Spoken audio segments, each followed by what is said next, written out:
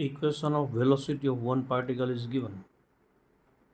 V vector is equal to k yi plus xj. Equation of trajectory of particle. Now see here.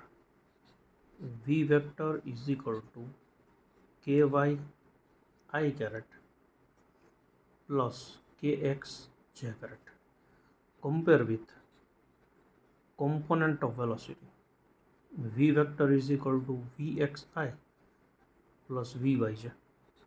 So here vx is equal to ky and vy is equal to kx.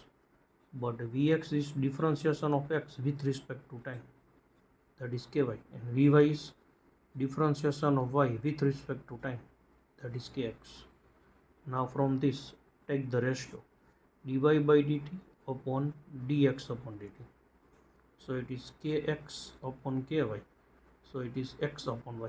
Here dt is cancelled, so dy upon dx is equal to x upon y.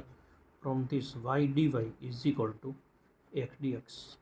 Now taking integration both sides, integration y dy is equal to integration x dx. So integration is y square by 2 plus constant is equal to x square by 2 plus constant. So y square by 2 is equal to x square by 2 plus c2 minus c1, that is new constant c3. So y square is equal to x square plus 2c3. So y square is equal to x square and 2c3, that is suppose constant c. So equation is y square is equal to x square plus constant. Thank you.